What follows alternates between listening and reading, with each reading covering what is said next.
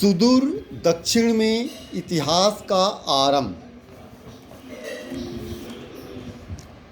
कई वस्तुएं नए कालखंड के आरंभ की सूचना देती हैं, जैसे फाल वाले हल से खेती करने वाले ग्रामीण समुदायों का बड़े पैमाने पर बसना, राज्य तंत्र का गठन, सामाजिक वर्गों का पनपना, लेखन कला का प्रचलन, लिखित साहित्य का आरंभ।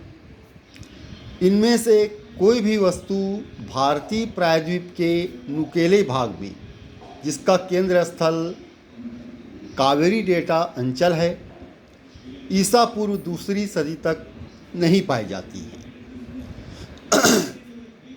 इस समय तक इस प्रायद्वीप के उच्च भागों में वे लोग बसते थे जो महापाषाण निर्माता कहलाते हैं। उनका पता हमें उनकी यथार्थ बस्तियों से नहीं चलता, जो बहुत ही कम मिलती हैं, बल्कि उनकी कब्रों से चलता है, जो महापाषाण कहलाती हैं। इन कब्रों को महापाषाण इसलिए कहते हैं कि इन्हें बड़े बड़े पत्थरों के टुकड़ों से घेर दिया जाता था। इन कब्रों में दफनाए गए लोगों के न केवल अस्थि पंजर ही, बल्कि मृदभांड और लोहे की वस्तुएं भी मिलती हैं। वे लोग कई तरह के मृदभांडों का प्रयोग करते थे, जिनमें लाल मृदभांड भी शामिल हैं, लेकिन काला और लाल मृदभांड उन लोगों में अधिक प्रचलित मालूम पड़ते हैं। अवश्य ही शव के साथ कुछ वस्तुओं को भी दफनाने की प्रथा इस विश्वास पर चली होगी कि मृतात्मा को परलोक में उन सभी वस्तुओं की आवश्यकता होगी। इन वस्तुओं से हमें उनकी जीविका के स्रोतों का आभास मिलता है। हम उनके बाणाग्र, बर्छे की नोक, फावड़े तथा हंसिया पाते हैं। ये सभी लोहे के बने हैं। महापाषाण कब्रों में त्रिशूल भी पाते हैं, जो बाद में शिव के साथ जुड़ गया। फिर भी इन कब्रों में खेती के औजार कम पाते हैं। लड़ाई और शिकार के हथियार अधिक पाए जाते हैं। इससे लक्षित होता है कि महापाषाणिक लोग उन्नत खेती नहीं करते थे।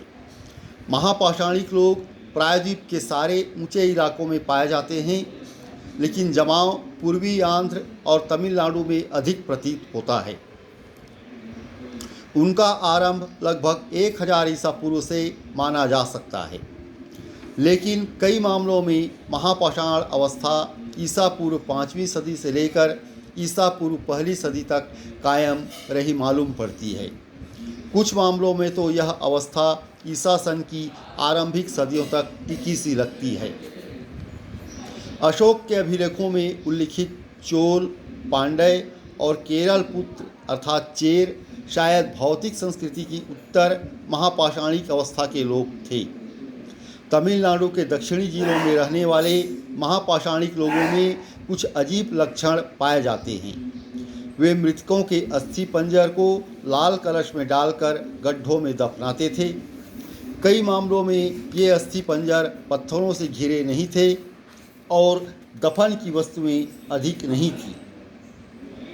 यह कलश शवाधान परिपाटी पत्थर के घेरे वाले ताबूत शवाधान या गर्त शवाधान की परिपाटी से भिन्न है, जो कृष्णा गोदावरी घाटी में प्रचलित थी। परंतु जो भी हो, लोहे के प्रयोग के बावजूद ये महापाषाणिक लोग अंशतः बसने के लिए और अंशतः शवों को दफनाने के लिए पहाड़ियों की ढलानों पर आश्रित रहते थे। महापाषाणिक लोग धान और रागी उपजाते थे, परंतु उनकी खेती बहुत ही कम जमीन पर होती थी और वे घने जंगलों से छाए रहने के कारण मैदानों या निम्न भूमि में बस नहीं पाए।